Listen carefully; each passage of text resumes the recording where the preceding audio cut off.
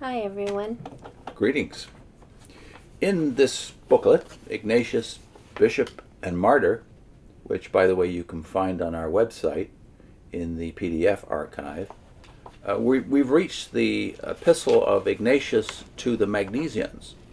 Last time, this bishop, on his way to martyrdom in Rome, is telling these Christians, who he doesn't have any supervision of personally, but he has a relationship with all these independent churches and the leaders of each of these churches. As we'll see in all of these epistles, he's got a connection with them, but he has no jurisdiction over them. So even though you think, bishop, already Christendom. Mm-hmm. Bishop in those days meant nothing more than presiding overseer, really, in a local congregation. Mm-hmm. In the last section, we saw that he's calling Christians Christians, whereas mm-hmm. we've got ex-Jehovah's Witness communities now who think the word Christian is somehow Christendom too. Mm. And he's also telling them to live like Christians if they're called Christians. That was the basic thought of the last chapter, which is chapter 4. And now we're in chapter 5. So let's just read through 5, 6, and 7, which is really only 3 paragraphs. Mm-hmm. Okay. So I'm reading from a different translation than your booklet. Maxwell Staniforth's? Yeah. And this one is translated from the Ante-Nicene Fathers by mm-hmm. Roberts and Donaldson. And I'm also going to be referring to J.B. Lightfoot's most famous version of the Apostolic Fathers, too. Okay. All things must come to an end, and there are 2 alternatives before us. They are life and death, and every one of us will have to go to his own particular place. There are 2 different coinages, so to speak, in circulation, God's and the world's, each with its own distinctive marking.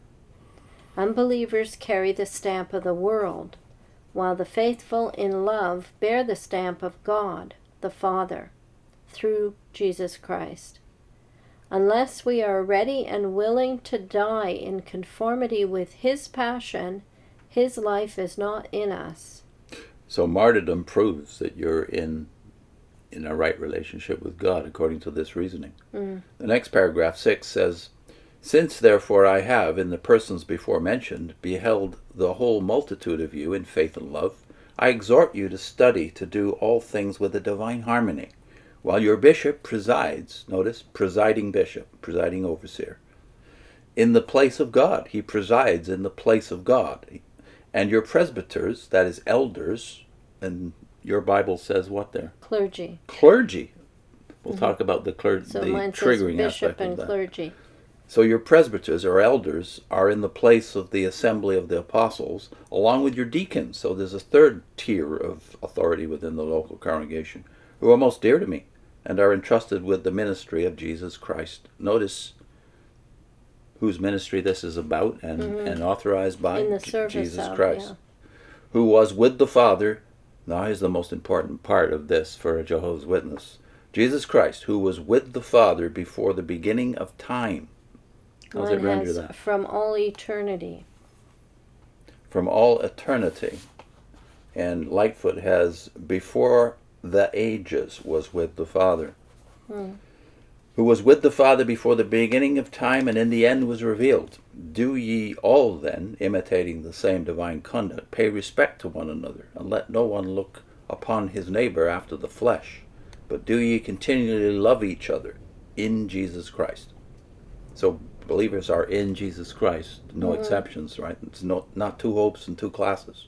Mm-hmm. Let nothing exist among you that may divide you, but be ye united with your bishop and those that preside over you, as a type and evidence of your immortality. Mm-hmm. So I guess to summarize that thought, if you want to reduce it to a single thought, it would be the basis of your unity is your relationship with Jesus Christ and His Father. Notice there's no tetragrammaton anywhere here. And the unity is presided over and held together by a structure, and that structure involves a bishop, presiding overseer, elders, mm-hmm. and deacons. Yeah. So we realize that for a lot of us ex-witnesses, we will read certain words and then get stopped right there, dead in our tracks, and stop listening to the rest. We won't see the stuff about Christ and and loyalty and devotion to God the Father and Christ. And we will only see the stuff about church order, and we will be offended by the words. Bishop, Yeah, clergy in your translation, Yeah. but elders here. yeah. And we won't read about the Father and the Son then. We'll just hear those words, and it'll trigger us into thinking Christendom. Yeah. We're continually shocked, by the way, when we have personal conversations with ex-witnesses, even those who are part of our regular life now. Mm-hmm. The phrase organized religion shows up all the time. Yeah. And especially among those who don't want to have any attachment with the existing churches. Mm-hmm. I don't want anything to do with organized religion. You might as well get off the planet, because religion and everything else has structure. I would say it's like saying when you're 1 year old or 2 years old, let's say you're 2 and you can speak, I want nothing to do with you, Mom and Dad, because you tell me what I have to do. Like, that's their job. That's what they're supposed to do. That's what a family is set up to put order in the lives of the new ones coming. And so they have authority over you for a time. Well, And forever, really. But, I mean, they have a specific a place in God's plan for the family. But what plan has God made for the church? Yeah, it's to keep them united. Yeah. In their loyalty to God and Christ. I'm glad you to said keep them focused on them. I'm glad you said, instead of to make them united, to keep them united, because the unity is already there in Christ, and that is, of course, the express will of God the Father, who began this entire thing. Yeah. So all the structure can do is maintain unity, and it's very strange to me that the witnesses, on the one hand, say the divisions of Christendom, when here someone they would think of as the beginning of Christendom, Ignatius, is absolutely insistent on the necessity of unity, and he even tells you how it can be done. And it's by being one with the church, not just with Jesus Christ, although that's the essential, which you're in Christ, and therefore he's in you, and that puts you in the Father, in Father's will, but you also have to be in community. Yeah, we see that as protection. We should see that as a protection, as a unit of, like a family unit. Yeah. That's designed to help you, not hinder you. Well, here's where, by the way, we would probably disagree with Ray Franz, were he here to discuss this right now, because the impression you get from his books is he stayed away from organized religion till the end of his life, and I do not think that's justifiable biblically. Yeah, I do think he quotes sometimes from the early church fathers, and he quotes those sections like, let the bishop preside in the place of God, and then he gets immediately triggered by that, and the next paragraph has something in there too that I think he might have quoted. Oh, well, let's read that. It says, in the same way as the Lord was wholly one with the Father and never acted independently of him, either in person or through the apostles, so you yourselves must never act independently of your bishop and clergy. I think he might have quoted something that had that flavor to it. Mine has bishop and presbyters, elders. But I think it's even the word independent that triggers some witnesses, because you were always told you couldn't have independent thinking. Yeah. And so you don't do independent study. This is not what this is about. This is about the church, bishop, clergy, elder, overseer, being there for you, to help you. Not to bully you, not to be tyrants over you. But think it's more like service in a family, the parents over the children or the grandparents over the children. Yeah, I don't think Ray ever got past that. He was a very busy man, so maybe he had never had time to explore church life. But nevertheless, the resistance, the triggering by words like clergy and bishop is still there with a lot of the ex-witnesses we deal with, despite the fact, as many people who've departed the Watchtower just recently keep telling us, every time the circuit overseer visits a local congregation, everyone goes. Big deal, right? Yeah. So you haven't got over this distinction between elders and elders, which is all he is He's not a presiding overseer. Oh, yes, he is. He's the overseer of the overseers. And then there's an overseer above the circuit overseers. Yeah. And then there's the governing body. So, in effect, you've reproduced what you constantly complain about, which is the hierarchical structure of Christendom. But don't ditch order, church order, completely, because I think that's what happens. You think, well, I believed that the organization was God's, channel, God's organization, the only true one. So when that fails on you, and they've been telling you forever that Christendom is bad, you ditch both. You just add the organization to the rest of them. That's right. With no real knowledge of church life. No. Most of them. Yet in your organization, you know very well that you called your second president the judge, and you called your original president, he wasn't a bishop or a pope, but you called him pastor, even though he was never ordained by anyone and never had hands laid upon him. I do think, though, we should not miss the main point here, which is not about church order. Yeah. It's about who Jesus is. I is. didn't finish reading it, did I? Okay, go ahead. On no account persuade yourselves that it is right and proper to follow your own private judgment. Have a single service of prayer, which everyone attends. One united application, one mind, one hope, in love and innocent joyfulness. All of you together, as though you were approaching the only existing temple of God, and the only altar.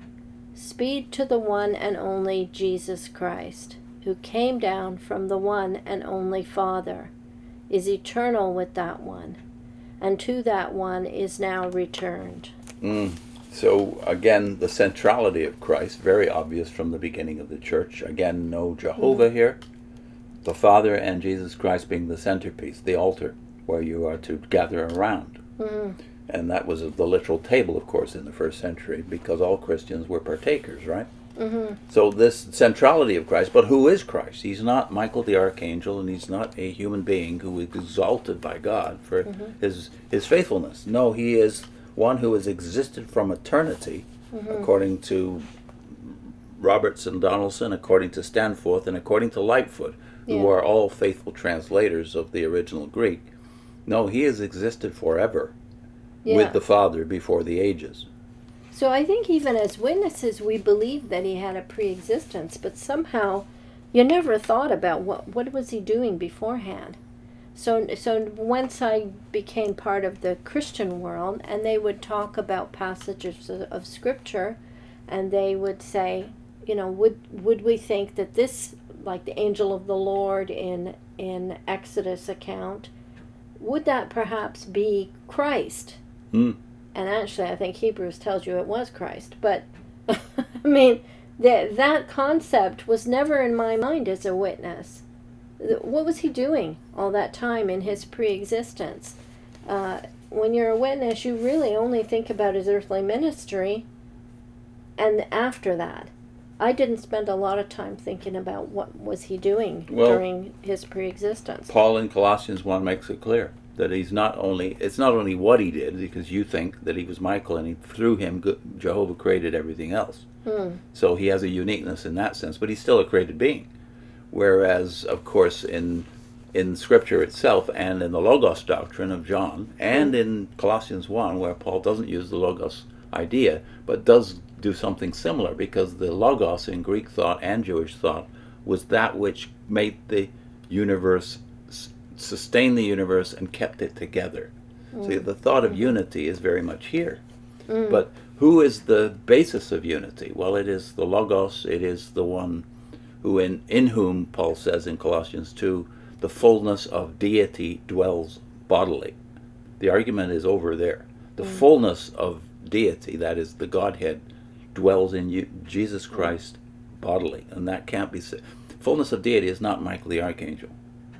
So here you have a clear statement of what the early church taught. This is the Bishop of Antioch talking to the churches that orbit around Ephesus. So the two most influential churches of that period obviously believed that Jesus Christ existed from eternity. So you as ex-Jehovah's Witnesses or current Jehovah's Witnesses have to wrestle with that. What's our link?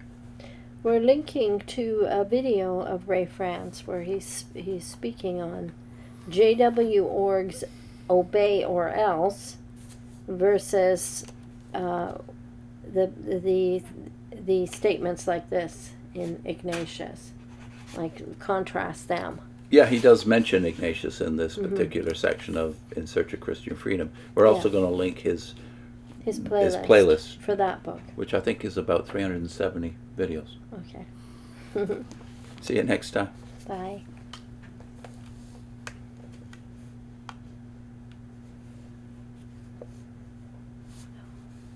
I can't get the... You do it. It appears that the mouse is... The mouse is not giving the mouse me the is little not arrow. cooperating. Let's see if we can get it to cooperate. Thanks. Bye.